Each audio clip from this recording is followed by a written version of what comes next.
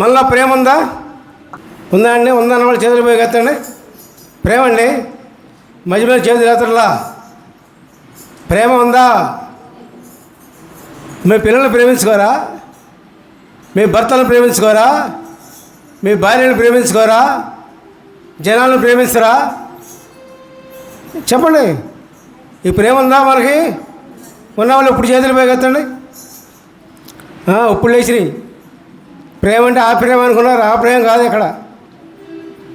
Hallelujah, praise the lord. మీలో ఉన్న ప్రేమ అంతా కూడా దేవునికి ఇచ్చేయండి ముందు. దేనికి మాట్లాడరు? దేనికి ఎందుకు మాట్లాడతారు?